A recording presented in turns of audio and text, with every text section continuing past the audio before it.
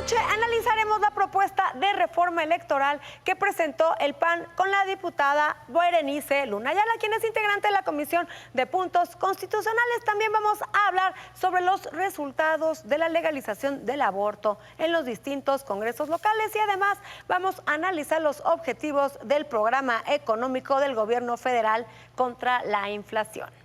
Desde las cámaras comenzamos. En los últimos días se ha fortalecido el diálogo del Poder Legislativo con los diferentes sectores sociales, económicos y políticos del país para encontrar soluciones a los problemas y retos que enfrenta México. Y es que sin duda la voz de los empresarios y de los representantes de los distintos sectores productivos del país es indispensable en las cámaras del Congreso de la Unión y en los órganos deliberativos. De ahí la importancia de que estos encuentros se multipliquen como un ente de interlocución indispensable para el diseño y la construcción del andamiaje jurídico que requerimos en todos los ámbitos de la vida nacional. Más aún cuando hace solo algunos días fue presentado el plan para combatir la inflación y en el que la suma de esfuerzos de todos los actores políticos y sociales del país se hace necesaria. Enhorabuena por ello. Esta semana se reunió la Comisión Permanente del Congreso de la Unión. Aquí el resumen de lo que sucedió. La Comisión Permanente inició con un minuto de silencio. La presidenta de la Comisión Permanente, Olga Sánchez Cordero, encabezó este acto solemne en memoria de las mujeres asesinadas en Nuevo León y la muerte de periodistas en el país. Los dos temas, a las mujeres asesinadas y a los periodistas asesinados.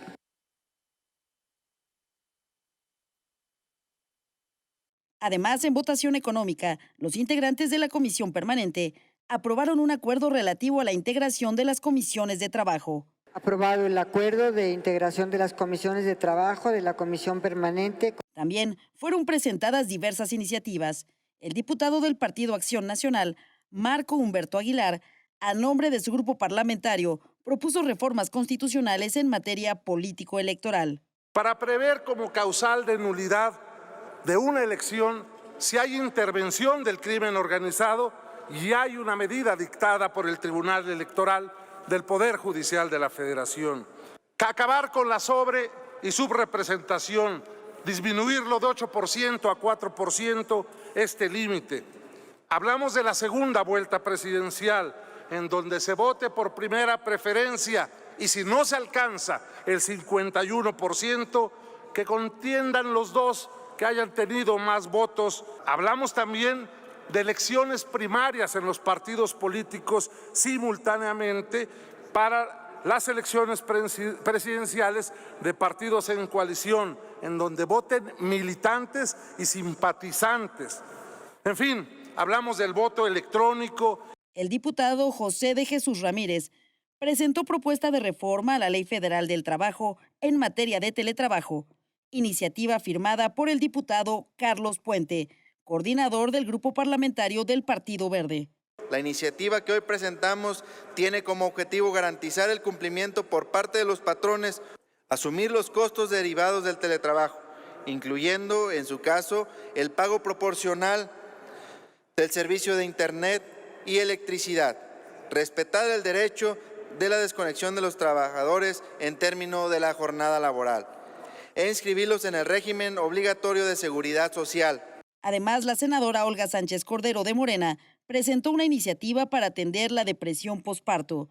La iniciativa que les presento plantea a la Ley Federal del Trabajo, a la Ley del Instituto de Seguridad y Servicios Sociales de los Trabajadores del Estado y a la Ley del Seguro Social en materia de depresión posparto.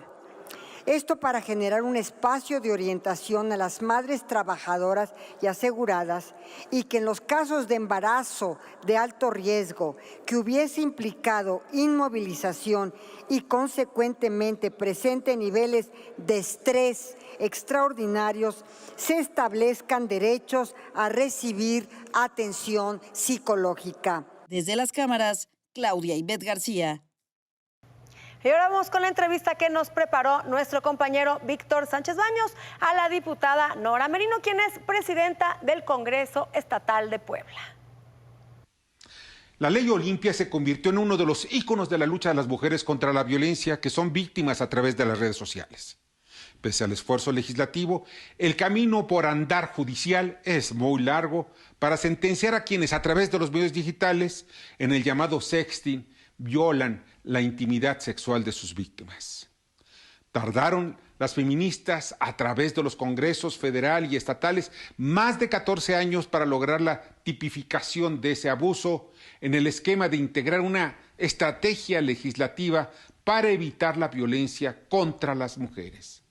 De ello platicaremos con la diputada Norma Merino Escamilla, presidenta de la mesa directiva del Congreso de Puebla, quien impulsó inicialmente esa ley desde su tribuna estatal.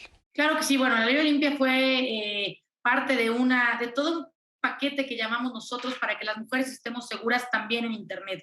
¿Por qué? Porque decidimos no únicamente entrarle a la difusión de contenido íntimo sin consentimiento, sino hacer un paquete integral que pudiera salvaguardarnos a las mujeres en el espacio que, pues, falta mucho por legislar en el espacio del Internet, en el espacio de lo cibernético, que no se tiene todavía el control para poder darnos seguridad.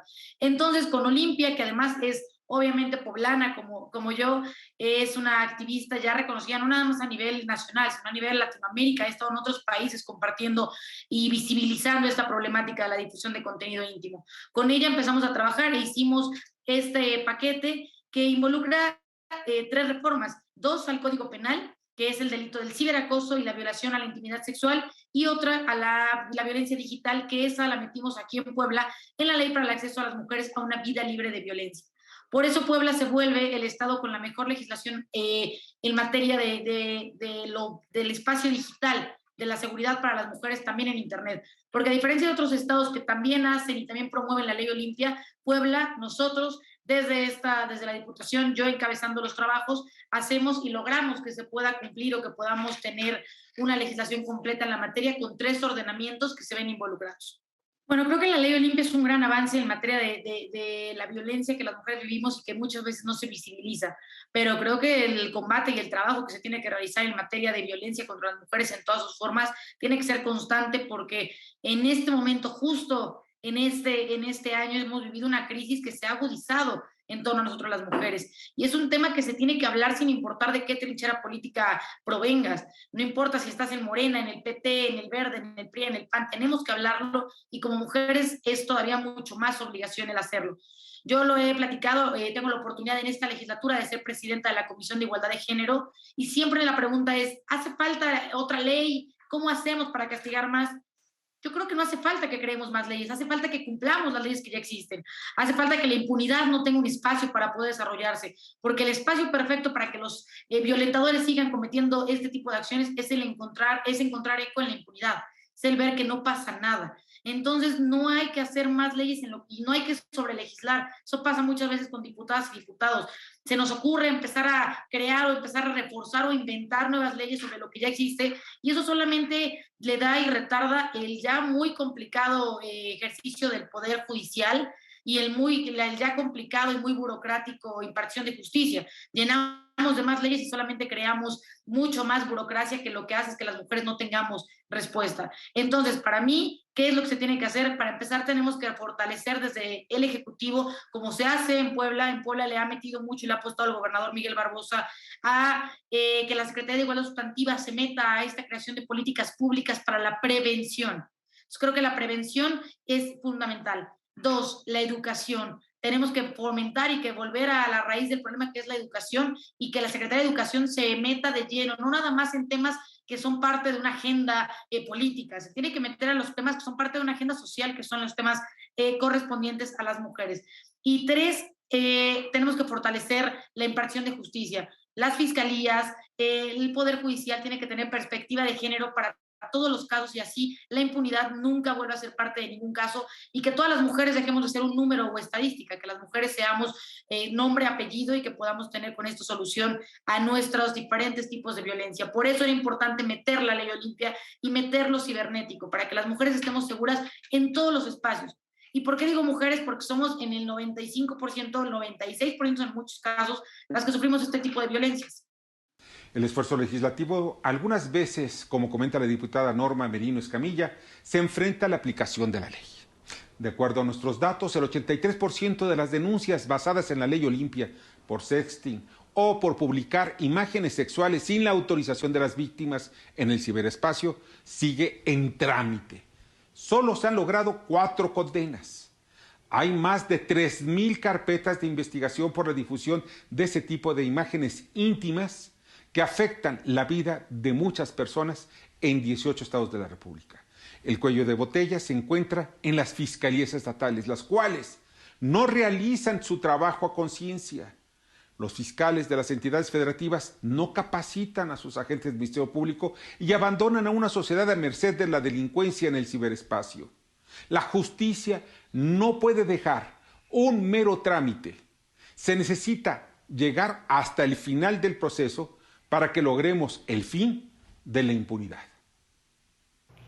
Y está con nosotros Alicia Salgado para explicarnos cómo podrán alcanzar los objetivos esperados del programa económico del gobierno federal. Muchísimas gracias, Adriana. Y bueno, hoy vamos a platicar acerca de la inflación. Evidentemente es un punto de preocupación para los integrantes tanto de la Cámara de Diputados y Senadores.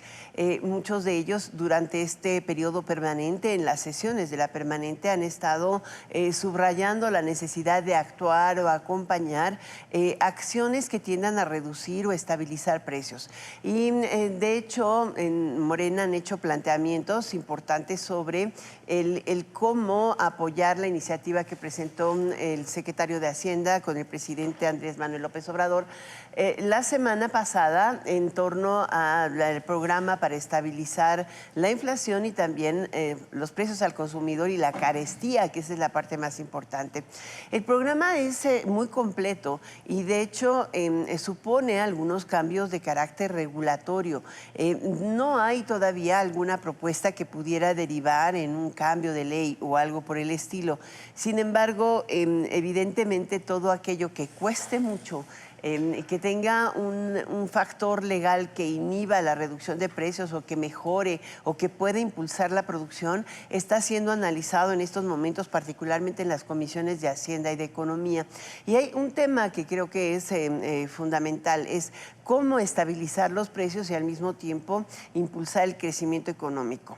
De hecho, estas 2 últimas semanas y la última en particular, el senador Ricardo Monreal ha realizado una gira por diversos puntos del país para entrevistarse con agentes económicos, con actores económicos, con cámaras, con empresas, justamente para encontrar o palpar la situación real. Y lo mismo están haciendo los integrantes de las distintas comisiones en sus estados o distritos. No nada más los de Morena, en general es todos. Hay una especie de percepción de que hay que sentir dónde están las cosas para impulsar cambios.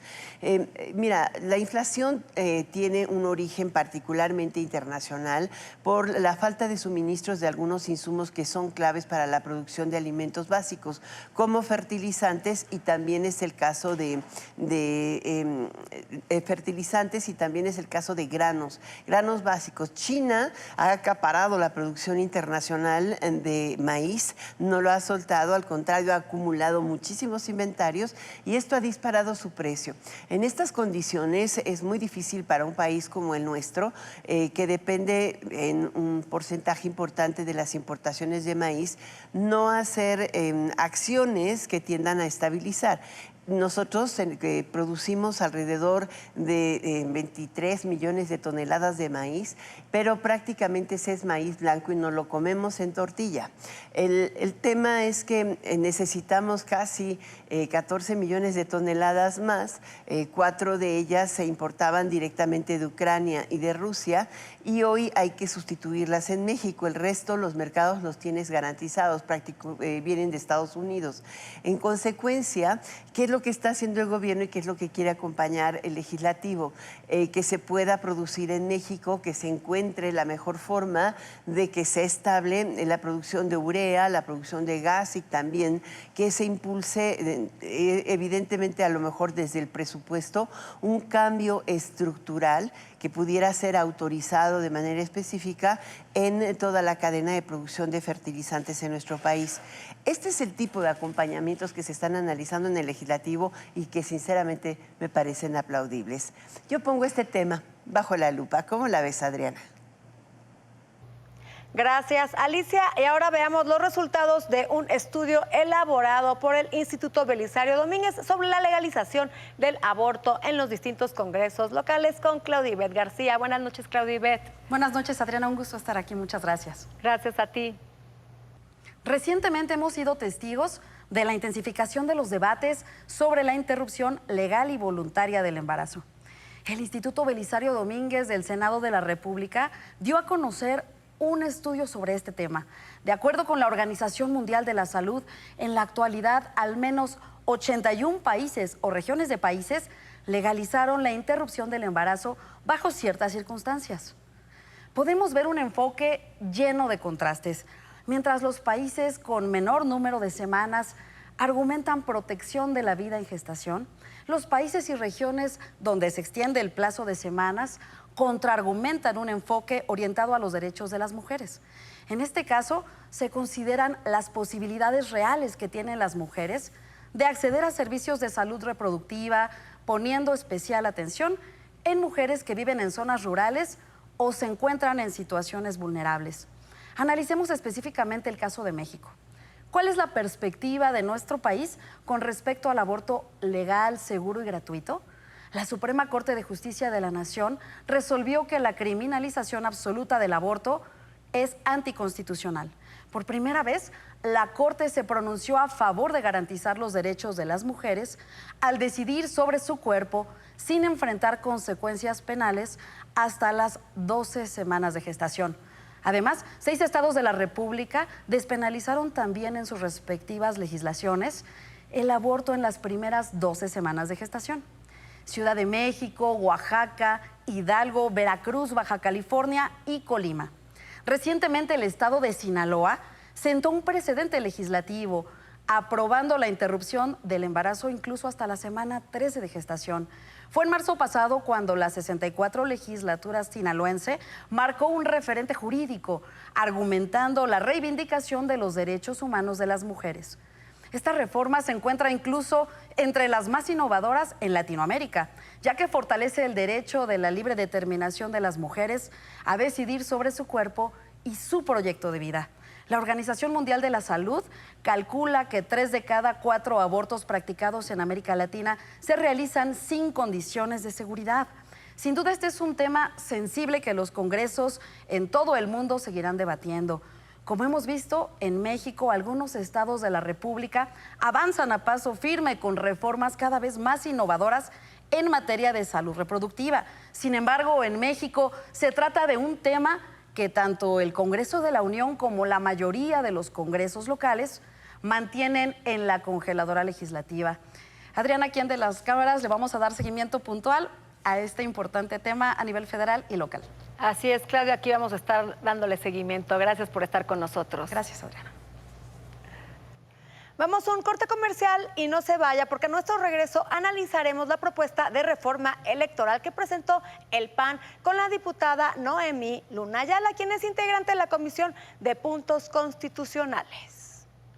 Lo que debemos salvaguardar es las libertades, es la democracia, y en ese tenor también la iniciativa de Acción Nacional, que no tengo duda que acompañará el PRI, el PRD y ojalá Movimiento Ciudadano.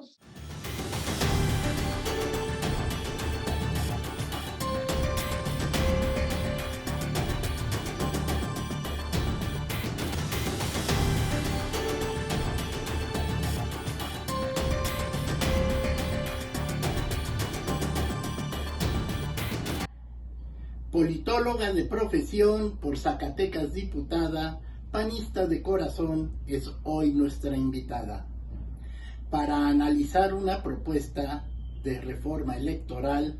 Hoy tenemos la fortuna, y no nos dejará sin respuesta, Noemí Berenice Luna, del cambio que propuso el PAN. Porque la democracia también puede mejorar y tenemos todas las voces. Atentos, vamos a escuchar. Gracias por continuar con nosotros aquí en Desde las Cámaras, y ya nos acompaña vía Zoom la diputada Noemí Luna, quien es integrante de la Comisión de Puntos Constitucionales y nos va a platicar sobre la propuesta de reforma que presentó su partido, el Partido Acción Nacional. ¿Qué tal, diputada? Buenas noches. Buenas noches, Adriana. Gracias por la generosidad del tiempo para platicarles a las y a los mexicanos justamente de esta reforma que presenta Acción Nacional en este periodo de permanente. Y bueno, es una reforma que estamos convencidos que vendría a modificar tanto la Constitución como leyes secundarias a favor de la democracia del país, fortaleciendo las instituciones que nos han costado tanto para que se ejecuten como árbitros electorales, pero también trae cosas muy novedosas que, si me permites, les platico. Claro que sí, diputada. Para poner un poco en contexto, hace unas semanas el presidente de la República, Andrés Manuel López Obrador, presentó una propuesta de reforma electoral. ¿Cuál sería la contrapropuesta de Acción Nacional? Lo que nosotros presentamos, que es una iniciativa que anunciamos desde que inició el segundo periodo ordinario de sesiones, pretende fortalecer la democracia, como te decía. Por un lado, se propone que desde la Constitución se cree la figura de la segunda vuelta en las elecciones presidenciales. Esto permitiría que sí sea una mayoría de mexicanas y mexicanos quien elija a la o el presidente de la República. Por otro lado, pretendemos la nulidad de las elecciones donde se pueda comprobar la participación de la delincuencia organizada.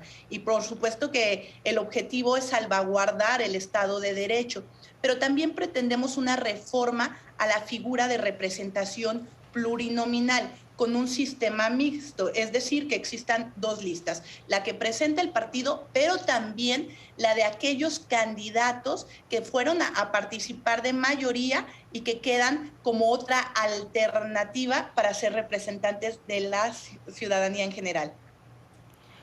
Diputada, entonces esta es la propuesta de Acción Nacional, ya la socializaron con los demás partidos, va a seguir este frente opositorio unido para votar en contra de esta reforma presidencial en donde atenta contra el INE, porque bueno, todos estamos de acuerdo en que el INE se tiene que modernizar, se tiene ya que implementar el voto electrónico y hacer cambios dentro del INE, pero es una de las pocas instituciones que quedan en el país que todavía son autónomas y que todavía podemos presumir que son herramientas en favor de la democracia. En caso de que se pierda esta autonomía del Instituto Nacional Electoral, que sean propuestas por el presidente, pues se acabó la democracia en nuestro país.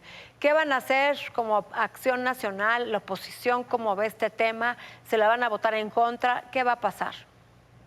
Bueno, tres cosas elementales. Hay una oposición más fuerte y más unida que nunca, y así lo demostramos cuando no permitimos la malograda reforma energética que atentaba contra las energías limpias, que atentaba contra la competitividad, y ahí demostramos que nos pusimos de acuerdo en Va por México, Acción Nacional, por supuesto, el PRI y el PRD, por salvaguardar al país, porque ese fue el mandato de las y los ciudadanos cuando nos pidieron primero ir en coalición y después cuando nos eligieron para estar ahí. Por supuesto que la reforma que pretende el presidente de la República no va a pasar, ya lo dije, es un distractor, él sabe que no tiene los votos, sin embargo, habla de esta iniciativa para evadir los temas que sí le están lastimando al país, como es la inflación, como es el crecimiento de la inseguridad, entre otros temas. Pero tú has dicho algo elemental, lo que debemos salvaguardar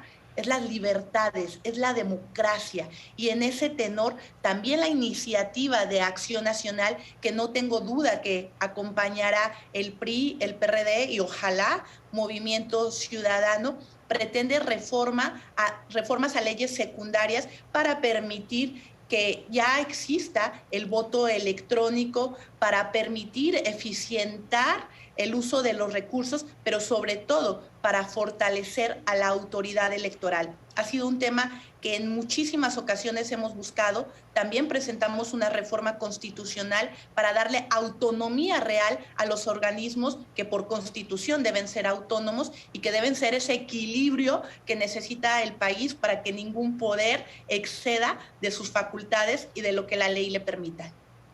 Diputada, en esta iniciativa que presentó el partido Morena, el presidente, incluye la disminución o eliminación del financiamiento a los partidos políticos. En esta reforma o contrarreforma de Acción Nacional, ¿se incluye algo que tenga que ver también con esta disminución o eliminación de financiamiento público?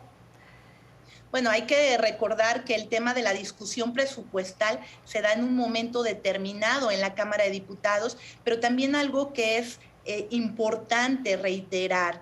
La democracia puede ser cara, pero sería mucho más caro no tener democracia. Nosotros sí estamos de acuerdo en la fiscalización escrupulosa de los recursos públicos, de que se transparenten, de que sean usados siempre en el entorno del margen legal.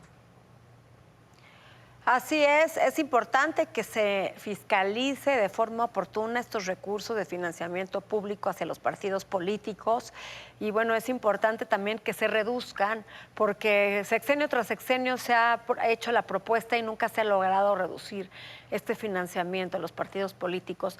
Diputada, ¿algún tema? Nos queda un minuto, ¿algo que quieras agregar? Nomás platicarles rápidamente que dentro de las propuestas de reforma del PAN también están las elecciones primarias, también está que ya se regulen los gobiernos de coalición, es decir, en Acción Nacional sí estamos buscando una reforma progresista que tenga herramientas democráticas que se pongan al servicio de las y los ciudadanos y no estamos buscando distractores para evadir los temas en los que urge legislar. Gracias por estar con nosotros esta noche aquí en Desde las Cámaras. Al contrario, muchísimas gracias y vamos a seguir defendiendo a México. Gracias, diputada. Se nos acabó el tiempo, gracias por estar con nosotros y no se pierdan próximo jueves, 11:30 de la noche, el único programa de la televisión que pone bajo la lupa el quehacer legislativo. Buenas noches.